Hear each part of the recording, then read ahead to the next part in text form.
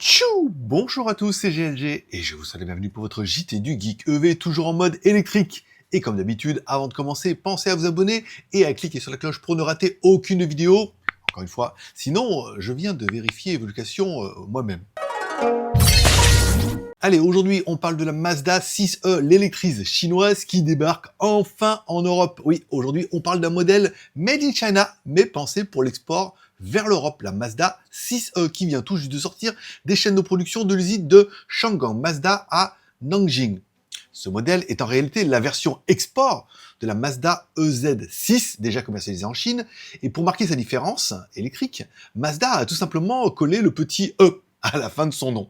Allez, parlons un peu design et dimension. La Mazda 6e est une berline familiale bien profilée avec une longueur de 4921 mm, une largeur de 1890 mm, une hauteur de 1485 mm et un empattement de 2895 mm.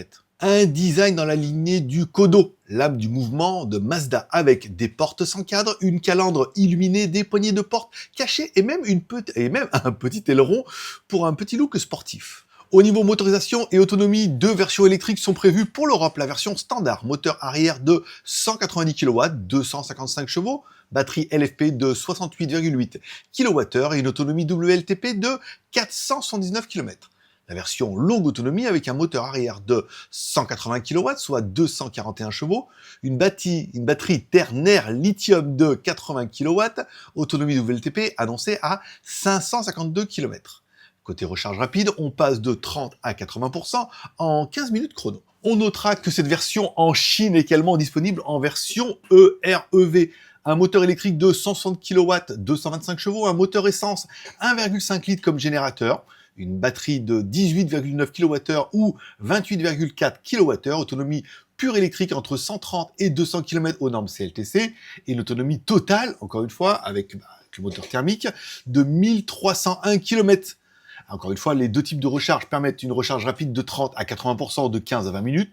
Normal, les batteries sont petites, mais l'idée de se dire qu'il existe également une voiture EREV en Chine, et vu que le modèle qui vient chez vous vient directement de Chine, on peut se dire que si le marché répond ou est demandeur d'une version un peu hybride comme ça, eh ben elle pourrait arriver également puisqu'elle est prête. Prix Chine et comparaison avec la concurrence, car en Chine, la Mazda EZ6 est affichée à 139 800 yuan et 179 800 yuan, soit environ entre 17 900 et 23 000 euros hors taxe. Mais pour l'Europe, on peut estimer un tarif de lancement autour des 55 000 euros TTC, et bien plus élevé que ses concurrents avec les taxes, homologation et positionnement dans sa catégorie. On comparera notre Mazda 6e Long Range, bien évidemment, avec la Tesla Model 3 Long Range, la BYD Seal Comfort AWD et la Hyundai Ioniq 6 LR. Bon, clairement, Mazda joue la carte design, confort et équipement, mais devra convaincre face à des tarifs plus agressifs du côté de Tesla et BYD. Intérieur et équipement, Mazda frappe fort côté équipement. Un écran central 15 pouces flottant,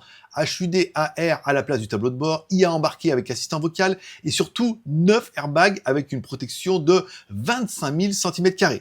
Le coffre propose 350 litres dans la moyenne du segment. Une stratégie globale, car avec ce modèle, Mazda veut relancer son image techno et haut de gamme, tout en surfant sur la vague électrique. Un SUV 100% électrique est d'ailleurs déjà prévu pour 2025 par le duo Mazda-Chang'an. Et vous en pensez quoi? Mazda revient-il trop tard? Ou peut-être même trop cher? Mais ça, encore une fois, c'est pas de leur faute. Grosse taxe en Europe, c'est compliqué aujourd'hui de pas faire deux fois le prix. C'est pas que les fabricants veulent marger comme des cochons, hein. C'est que les taxes sont énormes et que du coup, ils ont pas vraiment le choix à part essayer de réduire leurs coûts au maximum pour essayer de réduire la doublette. Oui, alors dites-moi, est-ce que cette 6e peut rivaliser avec des modèles comme Tesla et BYD déjà bien installés? Dites-le moi directement dans les commentaires, j'ai hâte de vous lire. Merci d'avoir regardé cette vidéo, n'oubliez pas de mettre un like ou un dislike car tous les pouces sont permis, un petit commentaire pour le référencement et un abonnement et de cliquer sur la cloche si ce n'est pas encore fait. Je vous rappelle que vous retrouverez mes news tous les jours sur mon site jtgeek.com, il n'y a pas grand chose en ce moment, on essaie de meubler un peu comme ça, puis voilà, c'est bien.